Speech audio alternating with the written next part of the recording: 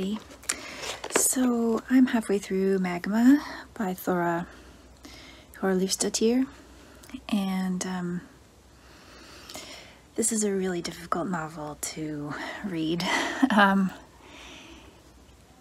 If you've read the back, if you understand, this is about Lilja, and she is in love with a man who is just not a good person, and it's describing from her perspective the extremes that she's going to be with this man and to please him, and it's very difficult to read. I understand the importance of talking about these issues and why books like this need to be written, but I'm not sure who needs to read this. For myself, at this stage in my life, being very much past the type of relationship that this is describing, and having gone through, relationships when I was in my early 20s that aren't really similar to this. There was not this level of abusive behavior, but there were certainly things that I did because I thought I was in love with a person, and things that I sacrificed and things that I compromised about who I was to please someone else. So I totally get where this is coming from. I understand what it's trying to do, but it's deeply unsettling to read. It's really, really difficult to endure this psychological journey, and also physically. And the way it's written, it's very sparsely written. Sometimes the chapters are that short, sometimes they're a couple pages, and it's very blunt, like about some sexual things, but also about physical harm. And so yeah, I get the need to express these conversations, but I'm just personally not, it's very difficult to put yourself in the shoes of this protagonist and go on this journey. The only benefit to this book really is that it's very short and very fast to read. So I started it, I think I started it last night, and I'm already halfway. So it reads very quickly. You can get through it very quickly, which is maybe done on purpose, because if this was, a 300-page novel, it would just be too difficult to endure for anyone to commit to such a long journey with someone going through so much pain and having such a self-inflicted, and not that I'm blaming her, the character, at all for this,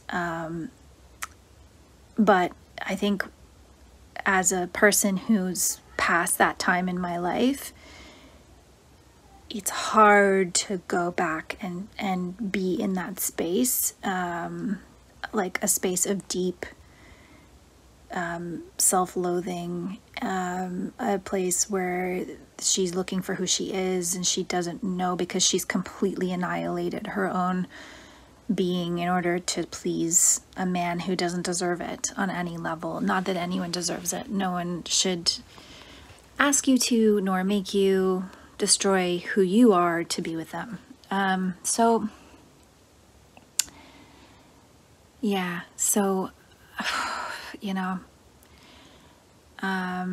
again, while this has a valid place in literature as depicting an experience, it's just a very difficult experience to journey through with someone. And I'm really grateful that it's a short book, and I really want to finish it quickly because I don't want to be in this mental space or this physical space for very long, because it's really difficult.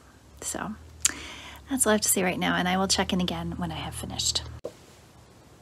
Hi everyone. I finished Magma.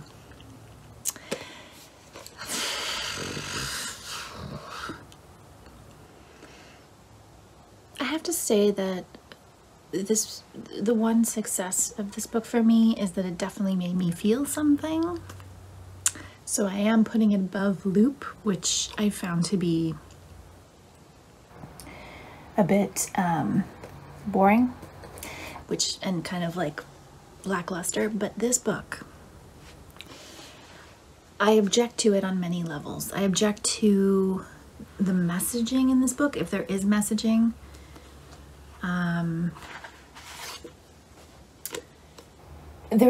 To me, there is a message, and I don't want a young 20-year-old to read this and take the message of this book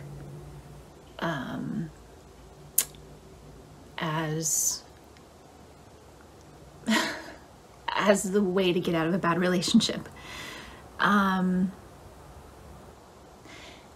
don't know if this book was successful. I know I'm not the target market. I'm not the person who this book was written for, but I have been that woman, and I wouldn't want anyone to think that this is a path that you should follow in order to get out of a bad situation in a relationship.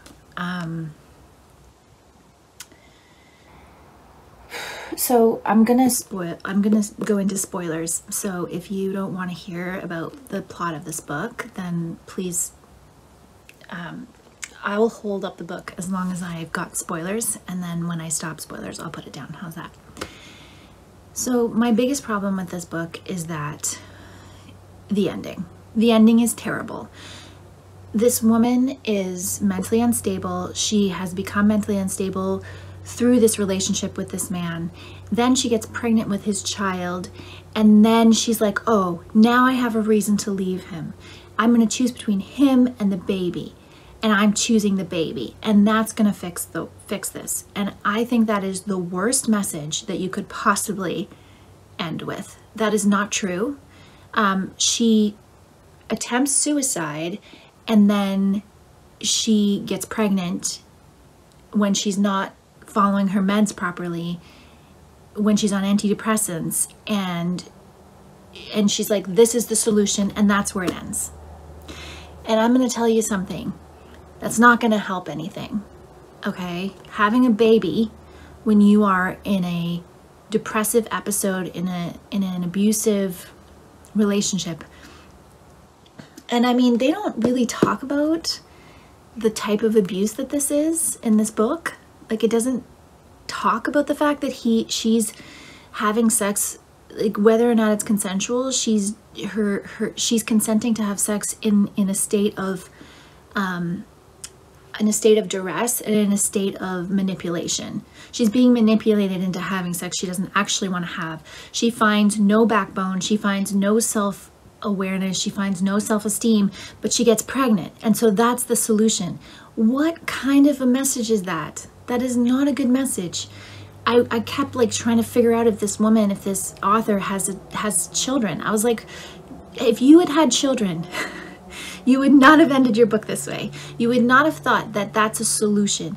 Now, there may be cases where women are in abusive relationships, and they and are depressive and attempt suicide, and then they get pregnant, and having a baby is somehow something that saves them. But I would never ever think that that is a positive message to give someone, to say that getting pregnant and having a baby is going to save you from your emotional depletedness. Being a parent is super hard. Having a baby is really difficult. It's not something you should attempt that soon after you've tried to commit suicide because a guy is cheating on you. Like, that is not, like, no. So I will put this above Loop only because it made me feel something, and what I felt ultimately is anger at the message. I think the most poignant moment in this book is when her mother realizes what's happening to this young woman. It was very difficult to read. It was very difficult to go through that. It was very difficult, especially when she started hurting herself. It's very difficult to follow through with that. And it was very difficult that this man, you know, manipulated her. And, you know, you can say whatever you want about, oh, you know, she made lots of excuses. People always make excuses for men who are abusive, and manipulative, and it's because of his childhood. Absolutely, of course it is. Of course it's because he's had a screwed up childhood. But he needs counseling, and no one's talking about that in this book. He doesn't go get counseling. He doesn't go try to fix himself. No one even confronts him on his bad behavior. She doesn't confront him. She just, you know, guilts him into stopping, which I'm sure he's not actually going to do. I can't even. And I'm glad it was short because then I only had to endure it for a little while. I don't think that this book really tackles this subject matter in a way that is helpful or like life-changing or, you know, impactful. Maybe there is a woman out there who will read this and who will exit a bad relationship, or who will see themselves in the pages and try to get help or something like that, and that's wonderful if that's the case. But I like from my perspective as a mother, as a woman who is now 20 years past this phase of my life, it makes me very scared. I would not want my 20-year-old daughter to read this and think, oh, okay, this is a good solution. No, that's not it. You kick that guy to the curb. You work on yourself and your mental health. You find your own purpose in life and your dreams and follow your passions. You know, reestablish the relationships with the friends that you cut off because you were obsessed with this man. Like, that's the steps. That's the path. This path, no. Having a baby, no. Okay, that was a rant. I'm sorry. This book made me rant. Do not read this if you are having mental health issues. Trigger warning for cutting, trigger warning for rough and manipulative sexual encounters. Trigger warning for suicide. Like, honestly, it's got all the things. So proceed with caution with this book. All right. I will check in with you once I have gotten halfway through the final read, which is the Maria Jose Ferrada book, which I can't remember the title of right now, but I will start this evening. Talk to you later.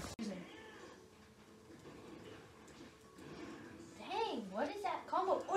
It's my side B and then my... Hi everyone. So I am halfway through How to Order the Universe by Maria Jose Ferrada and translated by Elizabeth Bryer. This follows a young girl named M and her father, who is a traveling salesman in like the Pinochet era Chile. And she's kind of precocious kid who goes off with her father. He's a traveling salesman selling hardware, and she kind of skips school and goes off with him to and travels with him. And the logistics of it seem kind of weird, and they're not that clear sometimes, because he's like traveling and charging things, and yet they're keeping all this from her mother. And her mother is kind of this shadowy, sad character in the background that doesn't get a lot of attention. And you hear some stories of other traveling salesmen that M's father encounters you know, and the kind of traveling salesman life. So it's a very quick read, just like Magma was. That's all I really have to say about it. I'm not enthralled with it, but it's fine. So I'll check in again when I'm finished.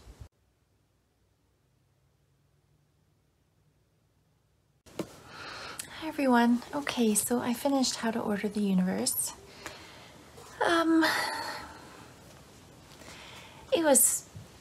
It was very sweet for what it was, which is kind of weird to say about a Pinochet era Chile novel. It's really more about, you know, growing up and realizing that the way you see the world when you're a child and the reality of what you're experiencing don't always match. It's a father-daughter relationship. Yeah, it's a very simple story. I can't say that, like, there's a lot of metaphor used. There's a lot of lists. And the lists thing, well, I shouldn't say there's a lot of lists. It's a very short book.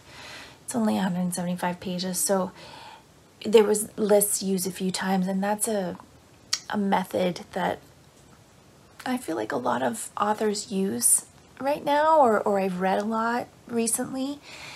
And